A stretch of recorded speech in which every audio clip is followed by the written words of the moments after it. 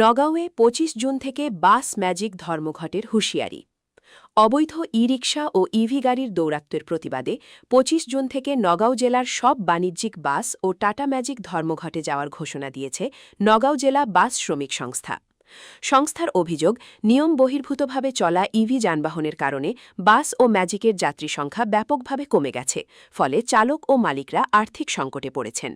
তাদের দাবি, ২৪ জুনের মধ্যে অবৈধ ইভি গাড়ির বিরুদ্ধে প্রশাসন ব্যবস্থা না নিলে জেলার প্রায় ১০০টি বাস ও ৪০০টি ম্যাজিক চলাচল বন্ধ থাকবে।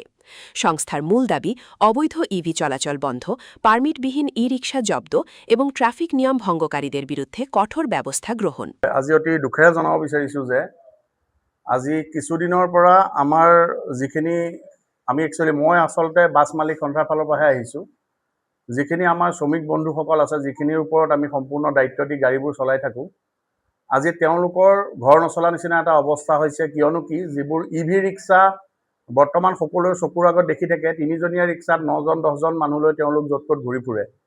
সেই ৰিক্সাখিনিৰ ইমানেই উপদ্ৰৱ হৈছে যে নগাঁও টাউনৰ পৰা যিহেতু আজি ডাঙৰ বাছখিনি বাইপাছলৈ দিয়া হ'ল, দিয়াৰ পিছত সেইখিনি ৰিক্সাৰ প্ৰথম দায়িত্ব আছিলে নগাঁও টাউনৰ পৰা বাইপাছলৈকে মানুহখিনিক গন্তব্যস্থানত বেলেগ গাড়ীৰ লগত কানেক্টিং কৰোৱা। কিন্তু তেওঁলোকে সেইবোৰ প্ৰশাসনৰ কোনো ধৰণৰ নীতি নিয়ম নমনাকৈ তেওঁলোকে লংকা, হোজাই, ইফালে লাহৰীঘাট, যিকোনো ডাঙৰ যিবোৰ হাইৱে আছে, হাইৱেত তেওঁলোকৰ কোনো ধৰণৰ অনুজ্ঞাপত্ৰ নোহোৱাকৈ তেওঁলোকে সেইবোৰ জেগাত মুভমেণ্ট কৰি আছে। আৰু গোটেই বিষয়ৰ ওপৰত অলৰেডি কলিয়াবৰত তেনেকুৱা ধৰণৰ কিছুমান জিলা পৰিবহণ বিষয়াৰ ফালৰ পৰা ষ্টেপ লৈছে।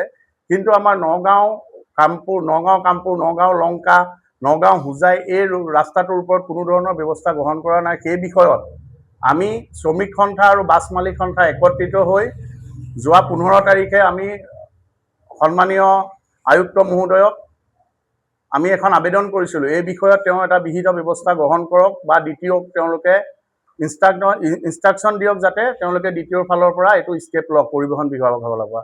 আৰু সেই মৰ্মে আমি পৰিবহণ বিভাগকো এখন মেমৰেণ্ডাম আমাৰ ফালৰ পৰা দিলোঁ। কিন্তু আজি এসপ্তাহ দিন উকলি যোৱাৰ পিছতো কোনো ধৰণৰ ব্যৱস্থা তেওঁলোকে গ্ৰহণ নকৰিলে।